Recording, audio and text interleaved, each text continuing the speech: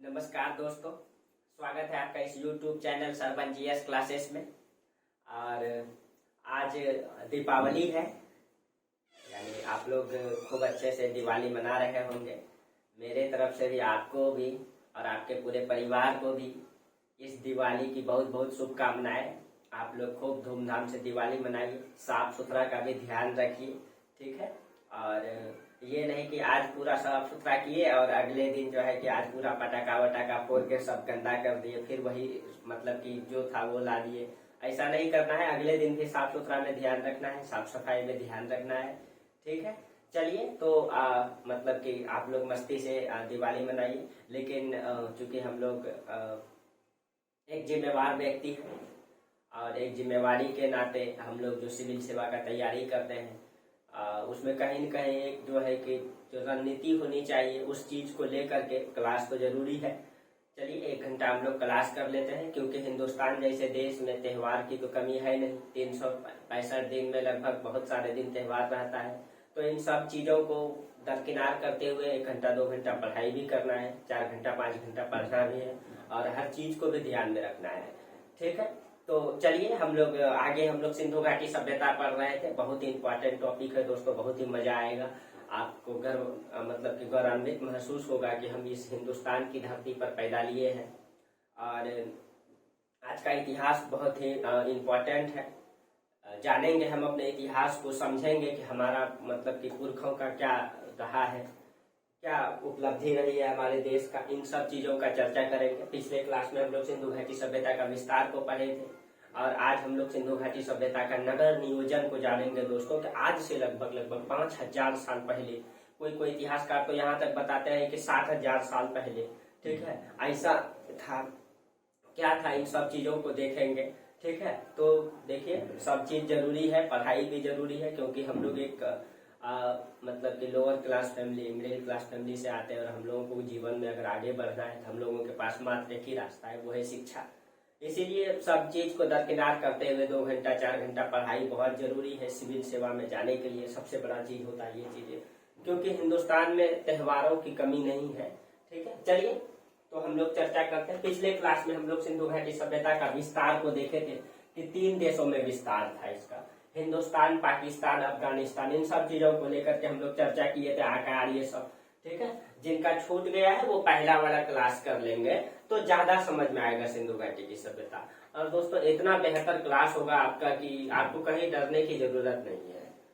आपको इतिहास का जो है कि मतलब कॉन्सेप्ट के साथ साथ इतना अच्छा मतलब जानकारी हो जाएगी आपको कि मतलब कभी भी आपको इतिहास सब्जेक्ट को लेकर के दिक्कत नहीं होगी। अगर आप सिविल सेवा का कोई भी एग्जाम देना चाहेंगे, अगर आईएएस भी देना चाहेंगे तो थोड़ी सी आगे मेहनत करनी पड़ेगी आपको, फिर इस क्लास को करके आपको सारा बेसिक नॉलेज हो जाएगा। चलिए देखते हैं हम लोग। तो हम लोग यहाँ तक तो चर्चा कर लिए थे। अब हम लोग थोड़ा सा देख लेते हैं कि सिंधु घाटी सभ्यता का जो विस्तार था वो 3 देशों में था। तो 3 देशों में जो था वो क्या कहाँ कहाँ था, हिंदुस्तान में कहाँ कहाँ था, पाकिस्तान में कहाँ कहाँ था और अफगानिस्तान में कहाँ कहाँ था। इनका विस्तार को लेकर के पूरा चर्चा करते हैं हम लोग आज। और जिनका छूट गया है वो प्रथम वाला क्लास यानी पहला क्लास कर लेंगे सिंधु घाटी सभ्यता का, क्योंकि बेसिक चीजें उसमें है इसीलिए। और सिंधु घाटी सभ्यता का क्लास थोड़ा लंबी चलेगी, सारा क्लास मेरा लंबा ही रहेगा, कोई चीज छोड़ेंगे नहीं आपके लिए, कहीं दिक्कत ना हो, चाहे कॉन्सेप्ट में हो या फैक्ट में हो, ठीक है। चलिए, तो और मेरा क्लास का जो तरीका होता है वो बिल्कुल ही अलग होता है, बहुत ही डिफरेंट होता है, ठीक है। चलिए, अगर आप कंटिन्यू क्लास करेंगे तो कहीं दिक्कत नहीं होगा। तो विस्तार को पहले हम लोग समझ लेते हैं। 3 देशों में जो विस्तार था, फिर आगे हम लोग एक एक करके सारी चीजों का चर्चा करेंगे।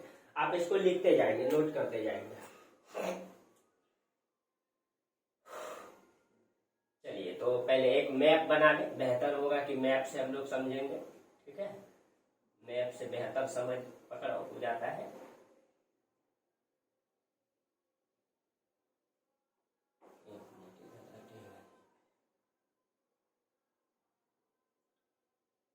आप लोग मैप बनाइएगा।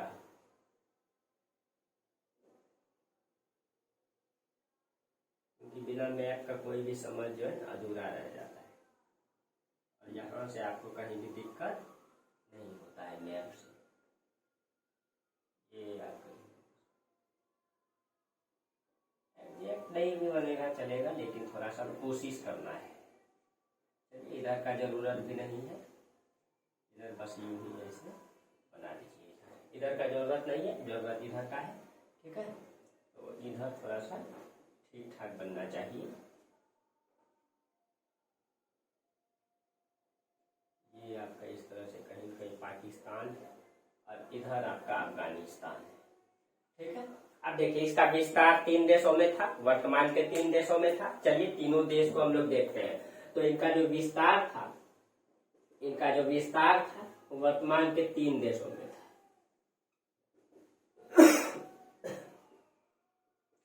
एक तो आपका हिंदुस्तान,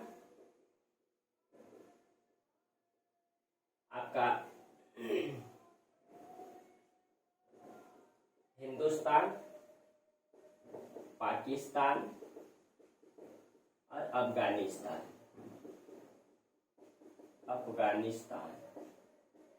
दोस्तों, धीरे धीरे ही पढ़ाएंगे, लेकिन पूरा कॉन्सेप्ट क्लियर कर देंगे।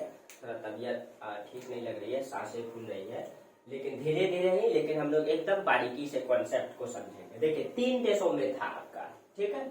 अब देखिए, हिंदुस्तान में अगर हम लोग देखेंगे तो यहाँ अगर देखिए, ये जम्मू कश्मीर में एक स्थल मिला है, मांदा जम्मू कश्मीर, जो चिनाब नदी के किनारे है। उसके बाद आपका पंजाब में मिला है, हरियाणा में मिला है, उसके नीचे आपका राजस्थान में, गुजरात में, महाराष्ट्र में, मध्य प्रदेश में, उत्तर प्रदेश में। ये 7 राज्यों में मिला है भारत में। तो भारत का 7 राज्य, तो सबसे पहले आपका जम्मू कश्मीर, उसके बाद आपका पंजाब में मिला है। उसके बाद आपका पंजाब के बाद आपका हरियाणा में मिला है, हरियाणा के बाद आपका राजस्थान, उसके बाद आपका गुजरात के बाद आपका महाराष्ट्र के बाद आपका उत्तर प्रदेश यानी यूपी। 1 2 3 4 5 6 7 स्टेट में टोटल मिला है, ठीक है। पाकिस्तान में देखेंगे तो पाकिस्तान का ये वाला आपका सिंध प्रांत में मिला है। तो एक हो जाएगा आपका सिंध प्रांत, एक हो जाएगा ये बलूचिस्तान है, तो दक्षिणी बलूचिस्तान में मिला है इसका, तो बलूचिस्तान और एक आपका पंजाब, ये 3 प्रांत में मिला है पंजाब। अफगानिस्तान में मात्र 2 ही स्थल प्राप्त हुआ है, ठीक है, मात्र 2 ही स्थल प्राप्त हुआ है। तो अफगानिस्तान में जो 2 स्थल है आपका, एक तो है आपका सुर्तगोई और मुंडीगाग,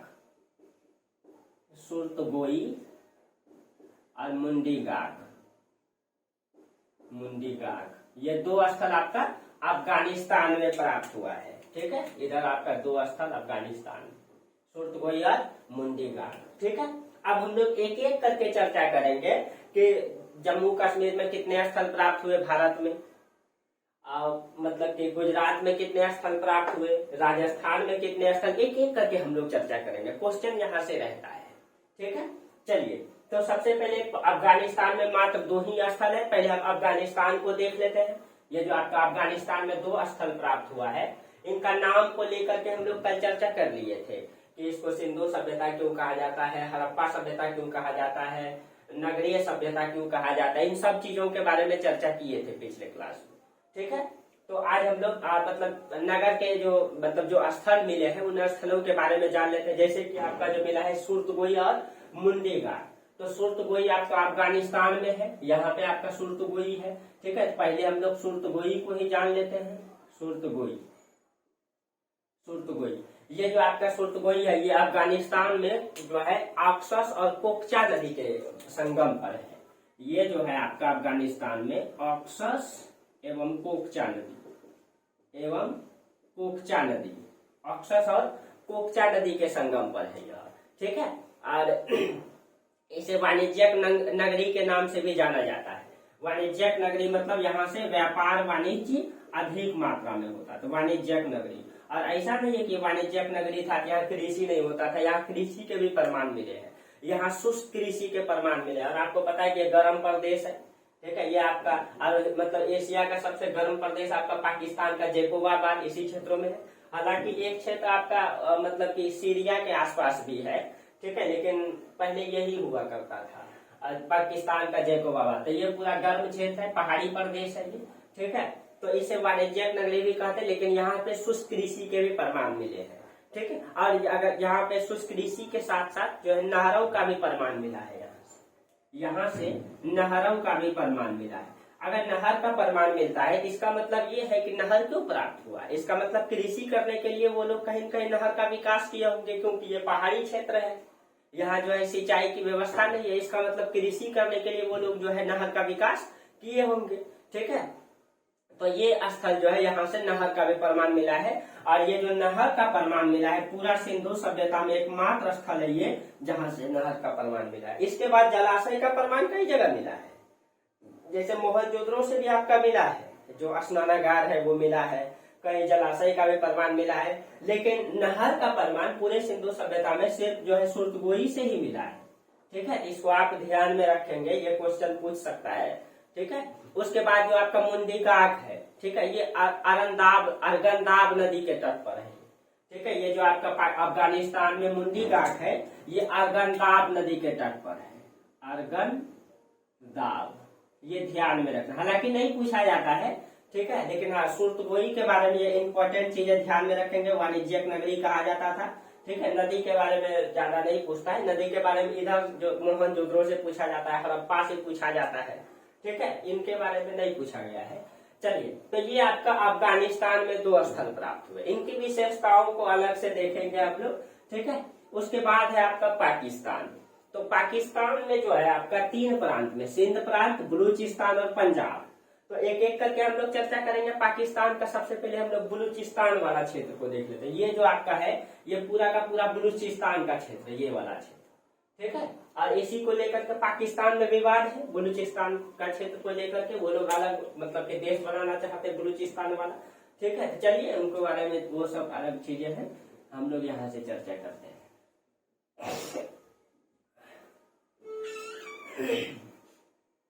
देखिए, तो बलूचिस्तान को पहले हम लोग जो है बलूचिस्तान का स्थल को हम लोग देख लेते हैं।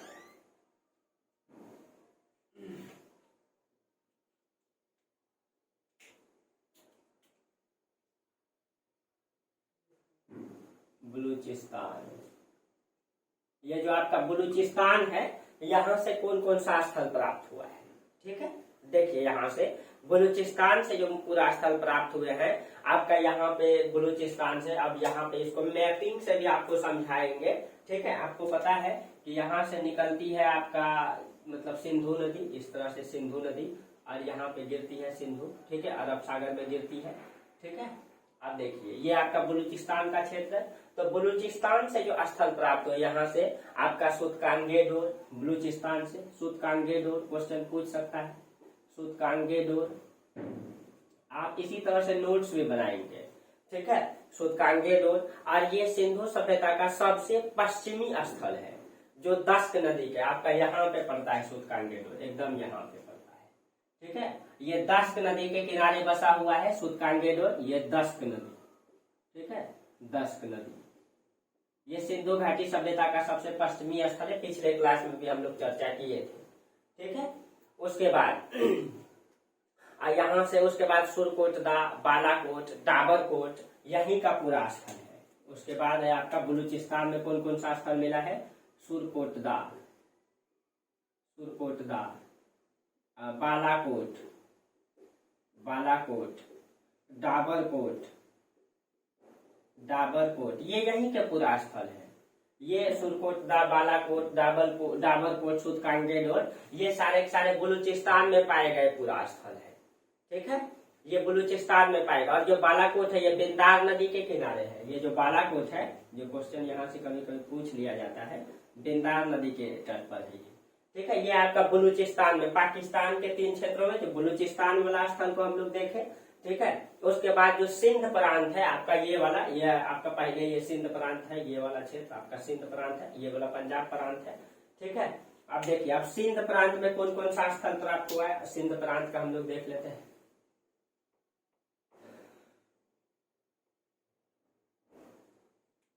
आपका सिंध प्रांत,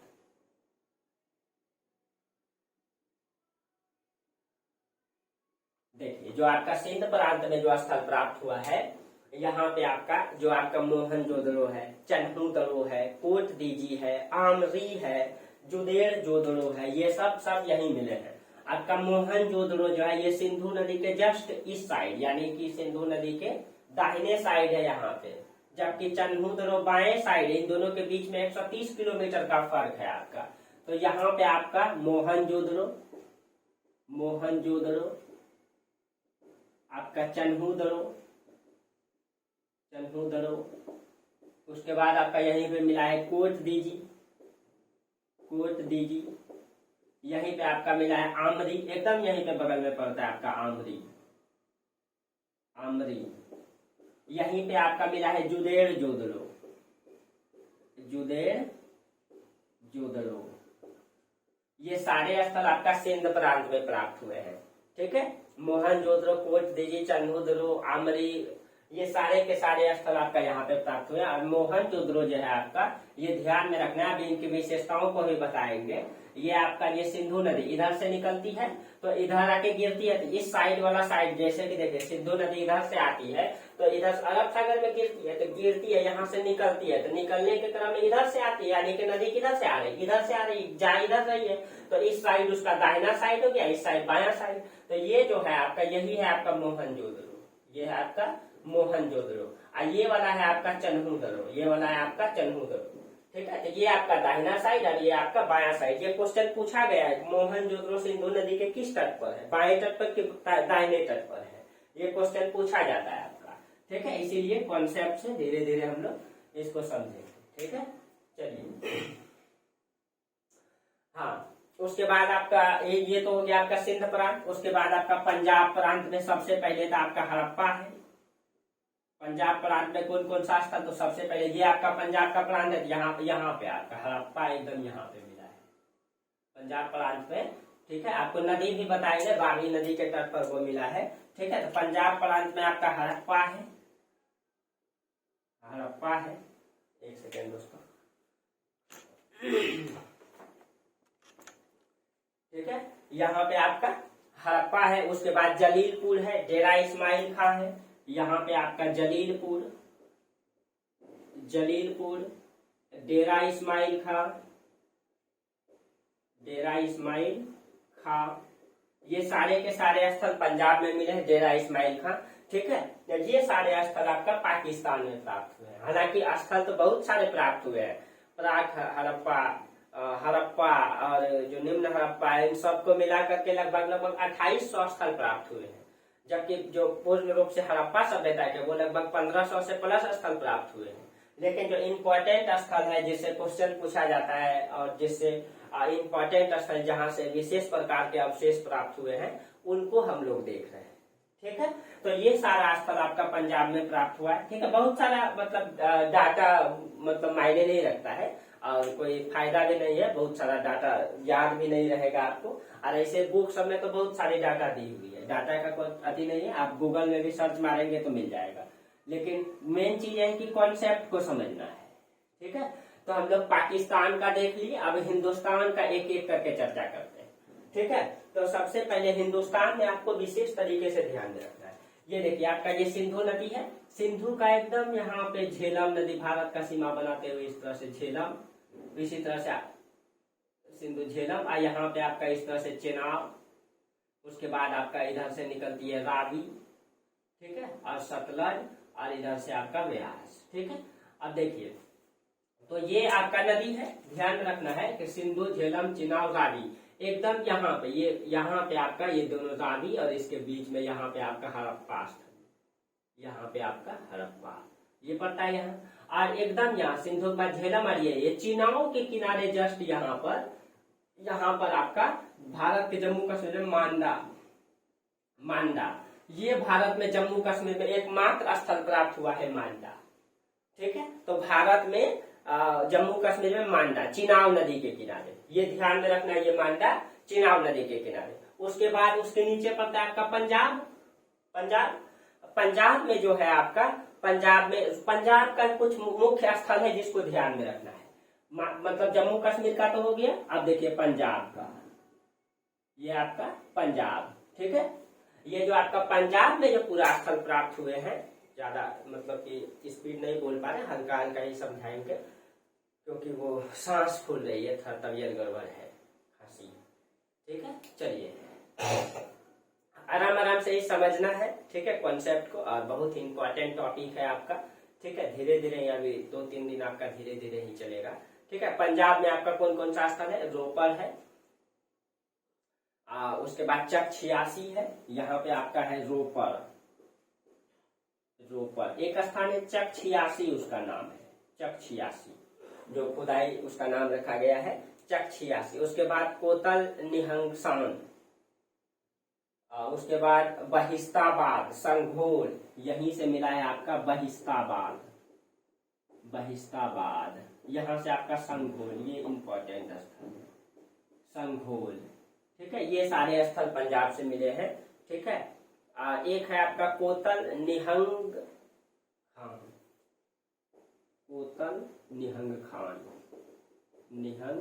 खान, ये स्थल प्राप्त हुए आपका पंजाब से। पंजाब के बाद आपका हरियाणा है, तो हरियाणा से देखिए कौन कौन सा स्थल प्राप्त हुए हैं। हरियाणा, ये देखिए पंजाब के नीचे है आपका हरियाणा, और हरियाणा से आपका है राखीगढ़ी, बनवाली, मिथिलाथल, यहाँ से आपका राखीगढ़ी है, राखीगढ़ी, बनवाली, ये पूछा गया है राखीगढ़ी कहाँ है। मिथातल है, मिथातल है, और उसके बाद आपका सिसवल है, उसके बाद कुनाल है, अचीन है, सिसवल, कुनाल, अचीन, ये सारे स्थल यहाँ से आपका हरियाणा से प्राप्त हुए हैं, ठीक है। उसके बाद आपका हरियाणा के बाद आपका नीचे है आपका राजस्थान। राजस्थान में 2 मुख्य नगर प्राप्त हुए हैं, इसको एकदम इंपॉर्टेंट में ध्यान में रखना है आपका राजस्थान, ठीक है। ये जो आपका राजस्थान है, सबसे पहले राजस्थान में आपका धौलावीरा, जो इम्पोर्टेंट स्थल है, एक धौलावीरा और एक है आपका मतलब कालीबंगा, धौलावीरा नहीं, बनवाली और कालीबंगा। धौलावीरा तो गुजरात में मिला है ना, ठीक है। बनवाली और कालीबंगा, और इसको विशेष तरीके से पढ़ाएंगे बनवाली को और कालीबंगा को, क्योंकि ये जो है नगर है, ये 7 नगरों में से एक है, सिंधु सभ्यता का 7 नगरों में से ये दोनों, ठीक है, नगर था, बहुत विकसित नगर था ये, ठीक है। हालांकि मतलब अभी इसके बारे में चर्चा करेंगे। बनवाली में कच्ची ईंटों का प्रयोग हुआ है, लेकिन राजस्थान में आपका कालीबंगा। उसके बाद बालाथल, यहाँ से आपका मिला है बालाथल। हालांकि बहुत सारे स्थल मिले हैं, जो इम्पोर्टेंट है उसको ध्यान में रखना है, ठीक है। चलिए, उसके बाद आपका मतलब कि ये तो हो गया आपका। उसके बाद गुजरात में भी 2 स्थल हैं जो इम्पोर्टेंट है, अभी उनको विशेष रूप से चर्चा करेंगे, ठीक है।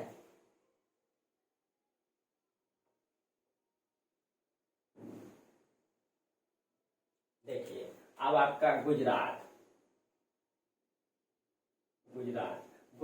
में जो है आपका, एक तो यहाँ पे ये साबरमती नदी है, और एकदम साबरमती के साबरमती नदी के इस तट पर आपका लोथल प्राप्त हुआ है, ठीक है। तो यहाँ से आपका एक हो जाएगा लोथल, और यहाँ पे आपका मिला है धौलावीरा,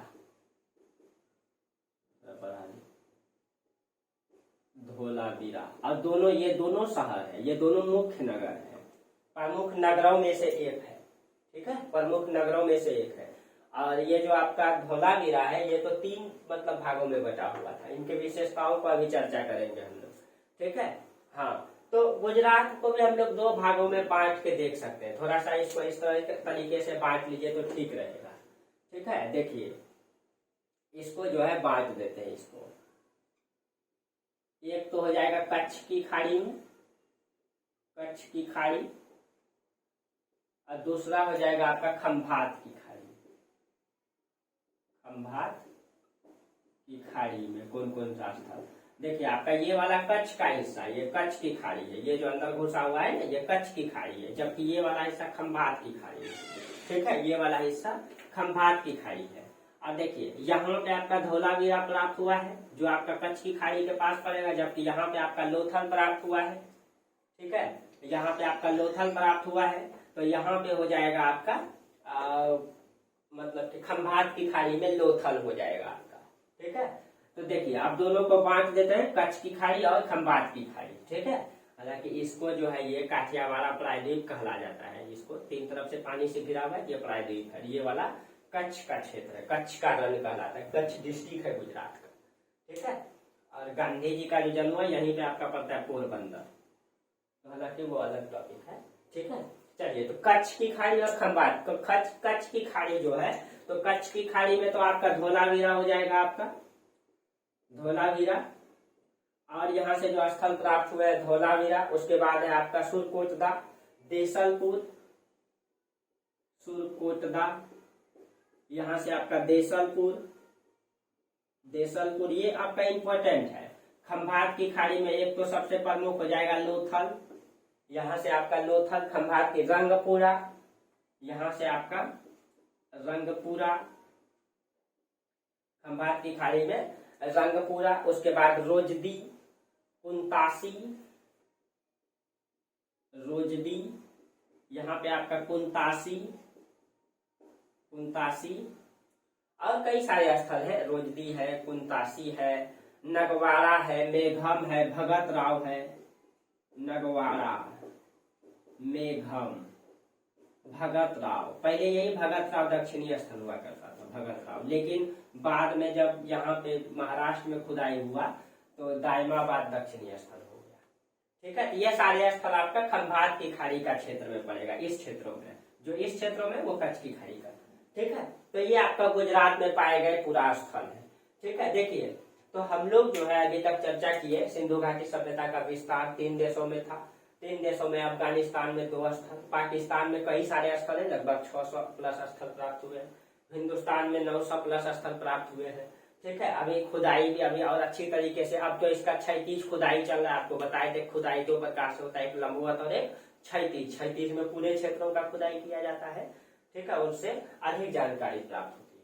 ठीक है, ये सब चर्चा कर चुके हैं। अब हम लोग ये देख लिए, अब हम लोग थोड़ा सा इसके बारे में देख लेते हैं कि जब इनको खुदाई किया गया तो इतने सारे जब स्थल प्राप्त हुए, ठीक है, तो इस स्थल के बारे में थोड़ा सा ये जान लेते हैं कि इस स्थल का कालक्रम क्या प्राप्त हुआ, कि मतलब बहुत सारे इतिहासकार इसके कालक्रम को लेकर के चर्चा करते हैं, कि बहुत सारे इतिहासकार कहते हैं कि इसका कालक्रम ये है, बहुत सारे इतिहासकार कहते हैं इसका कालक्रम ये है, मतलब कि यूरेनियम विधि द्वारा, कार्बन 14 विधि द्वारा जब उसका रिसर्च करते हैं तो अलग अलग इतिहासकार इसका अलग अलग चर्चा करते हैं कालक्रम को लेकर के। इसका कालक्रम को देख लेते हैं, कौन से इतिहासकार क्या कहते हैं इसके बारे में।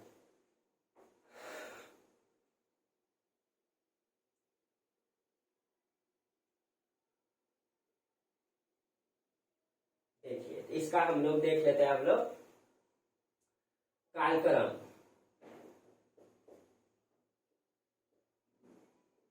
इसका कौन से इतिहासकार जो है इसके कालक्रम को लेकर के क्या क्या चर्चा किए हैं। बहुत सारे इतिहासकार, अलग अलग इतिहासकार, जब खुदाई किया गया तो इसका जब प्रमाण निकाला गया तो अलग अलग बातें कहते हैं। कुछ इतिहासकार कहते हैं इसके बारे में कि इसका जो कालक्रम है वो 3200 BC पुराना है, कोई 2300 BC बताते हैं, कोई 2500 BC बताते हैं, तो अलग अलग इतिहासकार अलग अलग चर्चा करते हैं इसको लेकर के। ठीक है, तो चलिए उसके बारे में देखते हैं कालक्रम को लेकर के। देखिए एक इतिहासकार है आपका डीपी अग्रवाल। ठीक है, ये इंपॉर्टेंट है, इसको ध्यान में भी रखना है। ठीक है, डीपी अग्रवाल, डीपी अग्रवाल, ये क्वेश्चन पूछ सकता है। डीपी अग्रवाल के अनुसार सिंधु घाटी सभ्यता का कालक्रम क्या, तो इसका ये जो बताया है वो 2300 से 1700 बताया है, और इनको मान्यता ज्यादा प्राप्त है, 2300 BC से 1700 BC इन्होंने बताया है, डीपी अग्रवाल। ठीक है, और जो आपका जॉन मार्शल साहब है वो 3250 से 2750 बताते हैं। जो जॉन मार्शल है, जॉन मार्शल, ये जो है 3250 से 2750 BC बताते हैं। BC आप लोग समझ रहे हैं, ईसा पूर्व। ठीक है, बिफोर क्राइस्ट। उसके बाद मार्टिन ब्लिहर साहब जो है, मार्टिन ब्लिहर, मार्टिन ब्लिहर, इन्होंने मार्टिन वेहर ने जो है 2500 से 1500 बीसी बताते हैं। ये जो है 2500 से 1500 बीसी बताते हैं। हालांकि बहुत सारे इतिहासकार बहुत सारे चर्चा करते हैं, लेकिन ज्यादा भी नहीं। एक इतिहासकार है वत्स जो है 2700 से 1500 बताते हैं। ठीक है, इतिहासकार है वत्स, इनका पूरा नाम कुछ है। ठीक है, इनका है आपका 2700 से 1500। ये सब बीसी में है, ये सब बीसी में है। ठीक है, एक इतिहासकार है फेयर सर्विस तो 2000 से 1500 बीसी बताते हैं। एक इतिहासकार है आपका फेयर सर्विस जो है आपका 1500 से ये 2000 से 1500 बताते हैं। ये बीसी है, सब बीसी है। ठीक है, अगर 2000 बीसी हो जाएगा तो ये 4000 साल पुराना। लेकिन वर्तमान में जो रिसर्च आया है हाल फिलहाल में, ठीक है, वो 3300 बीसी पुराना बता रहे हैं। 3300 बीसी पुराना बता रहे हैं। अगर 3300 बीसी पुराना होगा तो ये 5000 से भी ज्यादा हो जाएगा। 5300 साल पुराना ये शहर था तब, अगर इसके अनुसार हम लोग देखें तो। ठीक है, तो ये कालक्रम जब खुदाई हुआ तो इनका कालक्रम को इन सारे इतिहासकार ने अलग अलग बताए हैं। ठीक है, अब देखिए ये तो कालक्रम हो गया। अब यहाँ पे जो है ये तो नगरों का विकास था। ठीक है, यहाँ पे कौन कौन प्रजाति के लोग रहते थे ये सारे जब खुदाई किया गया यहाँ पे जो है मुख्य रूप से खुदाई से 4 प्रजाति के लोगों का पता चला है। ठीक है, एक तो आपका भूमध्य सागरीय, एक आपका काकेशस है, तो 4 प्रजाति में एक हो जाएगा 2। एक आपका काकेशस है, एक आपका मंगोलाइड है, काकेशस मंगोलाइड। एक आपका निग्रोइड है।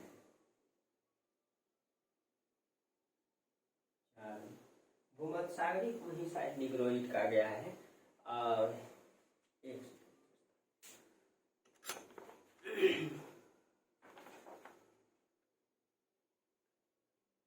एक आपका अल्पाइन है।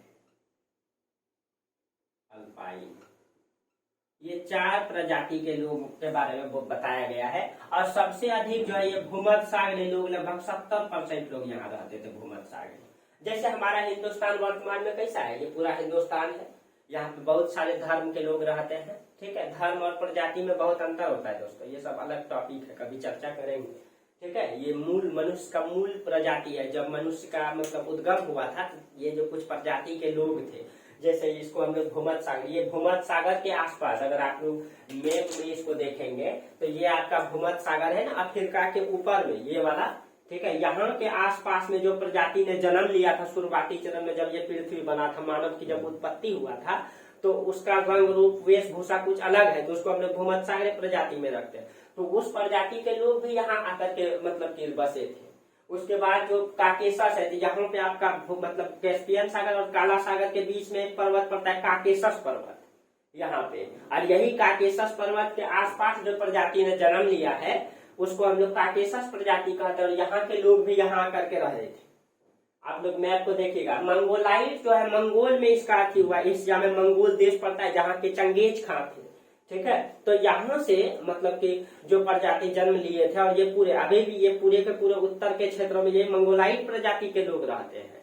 कभी आपको पूरा मैप में ये मतलब कि शॉर्ट में आपको 10-20 मिनट में इसको चर्चा कर देंगे हम प्रजाति के बारे में, छोटा सा। ठीक है, तो मंगोलाइट प्रजाति। उसके बाद जो आपका अल्पाइन है, ठीक है, तो आल्प्स पर्वत के, ये अल्पाइन पर्वत के आसपास जो प्रजाति ने जन्म लिया है यहाँ पे, उसको अल्पाइन प्रजाति में रखा गया है। और सबका वेशभूषा अलग अलग होता है दोस्तों। जैसे आप जो चाइनीज को देखते हैं, जिसके आंख जो है आपका पलके झपी और नाटे कद के होते हैं, उनका जो त्वचा है हल्का पीला कलर का होता है, वो मंगोलाइट प्रजाति के हैं। और जैसे काकेशस प्रजाति, जैसे में आप अंग्रेज को देखते हैं, वो लंबे हैं, उनके बाल जो है सुनहरे होते हैं, आंख भूरे होते हैं, वो आपका काकेशस प्रजाति के हैं। ठीक है, जो आपका निग्रोइड जो है, इसको भूमध्य सागरी को निग्रोइड भी कहा जाता है, जो आप दक्षिण भारत के लोगों को देखते हैं, जो आपका अफ्रीका के लोगों को देखते हैं, तो वो आपका निग्रोइड है, जो काला काला होते हैं, उनके होठ चौड़ा होते हैं। जैसे आप वेस्ट इंडीज का खिलाड़ी को देखते हैं, मतलब कौन कौन सा खिलाड़ी है आप लोग, क्रिस गेल है, और आप लोग कमेंट करके बताइएगा कौन कौन सा खिलाड़ी है आपका, और कौन स्मिथ है शायद, कोई वहां का मोटा टाइप के एक आपका पोलार्ड है जो एकदम लगभग 6-7 फीट के समथिंग में, ठीक है, पोलार्ड, किरण पोलार्ड नाम है उसका। तो वो सब निग्रोइड प्रजाति, उनकी मूल प्रजाति निग्रोइड है। तो ये सब चीजों को, ये मतलब 4 प्रजाति के लोग यहाँ रहते हैं। सबसे अधिक मात्रा में भूमध्य सागर 70% लोग यहाँ पे निवास करते थे। जैसे अभी आप हिंदुस्तान में बहुत सारे धर्म के लोग रहते हैं, जैसे हिंदू के मतलब के लगभग है, इस्लाम है, दूसरी में बौद्ध है, जैन, हालांकि यहाँ सब मतलब धर्म के लोग रहते हैं। उसी तरह से यहाँ 4 प्रजाति के लोगों का प्रमाण मिला है, ठीक है। चलिए अब देखिए, अब हम लोग देखेंगे इसका नगर के बारे में। ये जो है था आपका नगरीय सभ्यता था, यहाँ से 7 बड़े बड़े नगर का प्रमाण मिला है। और उन 7 नगर का जो विशेषता है उनको चर्चा करेंगे। पहले हम मैप में देख लेते वो 7 नगर कहाँ थे, मैपिंग कर लेते, आप लोग उसी तरह से मैपिंग कीजिएगा, ठीक है। अब हम लोग पढ़ेंगे उसका नगर नियोजन के बारे में। वहां से जो इतने सारे स्थल में 7 ऐसे मतलब क्षेत्र मिले हैं जो पूरी तरह से नगर की तरह विकसित था। पक्का का मकान, नाली का विकास, इन सब चीजों का भी हम लोग चर्चा करेंगे नगर नियोजन के बारे में। सिंधु सभ्यता का नगर नियोजन, चलिए हम लोग देखते हैं सिंधु सभ्यता का नगर नियोजन, ठीक है।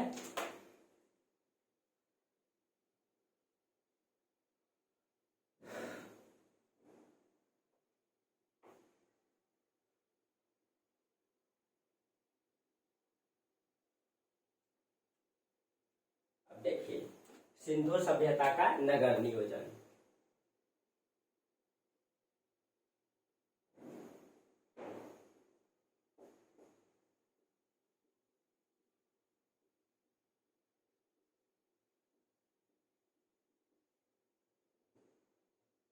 देखिए यहाँ से 7 मतलब के नगर के प्रमाण मिले हैं। वो 7 जो नगर हैं आपका, 2 आपका तो सबसे पहले गुजरात में मिले हैं। गुजरात में एक आपका धौलावीरा है, गुजरात में आपका धौलावीरा,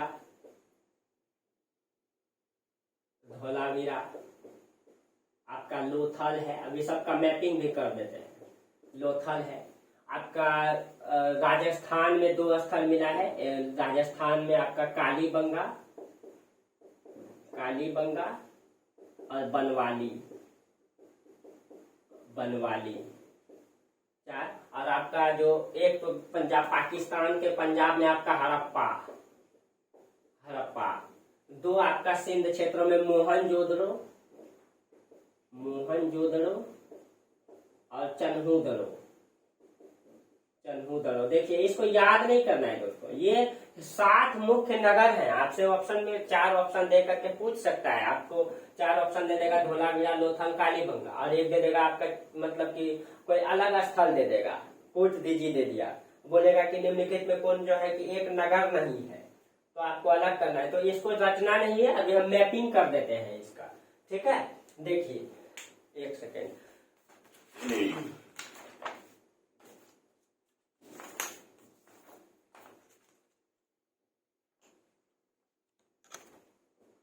चलिए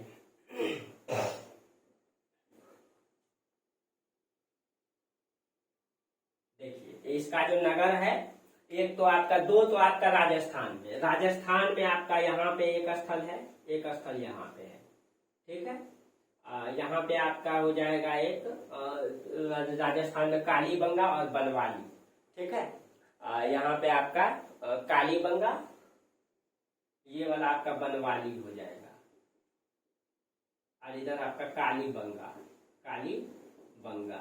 और यहाँ पे आपका ये वाला साबरमती नदी के किनारे आपका लोथल हो जाएगा, ये वाला आपका धौलावीरा। देखिए याद नहीं करना है इसको, धौलावीरा रटना नहीं है, मैपिंग को ध्यान में रखना है, ठीक है। मैपिंग को आपको ध्यान में रखना है। चलिए उसके बाद देखिए, हाँ उसके बाद आपका यहाँ पे आपका एक तो हड़प्पा है, ये आपका हड़प्पा, ठीक है। उसके बाद यहाँ पे आपका मोहनजोदड़ो, और इसके इस साइड में, यहाँ बाया साइड में आपका चन्हूदड़ो। तो देखिए 2 क्षेत्र आपका गुजरात में, धौलावीरा, लोथल, 2 आपका बनवाली और कालीबंगा, ये दोनों आपका राजस्थान में, 4, और 3 आपका पाकिस्तान में, एक तो हड़प्पा, एक मोहनजोदड़ो और चन्हूदड़ो। ये 7 स्थल हैं जो पूर्ण रूप से नगर जैसा विकास है इनका। आप इसका मैपिंग कर लेंगे कभी नहीं भूलेंगे। अब जो इनका एक एक विशेषताओं को देखेंगे। यहाँ पे जो नगर है, इन सारे नगर का एक एक करके विशेषता को हम लोग चर्चा करेंगे। इस नगर का क्या विशेषता था, इसका जो है क्या विशेषता था इन नगरों का। ठीक है, तो चलिए इसका नगर का, इन नगर का विशेषता को हम लोग चर्चा करेंगे एक एक करके। ठीक है, देखिए हालांकि इनका जो है क्लास लंबा हो जाएगा, लेकिन कुछ चर्चा हम कर देते फिर आगे भी चर्चा करेंगे। जैसे एक एक नगर को हम बना लेते हैं पहले।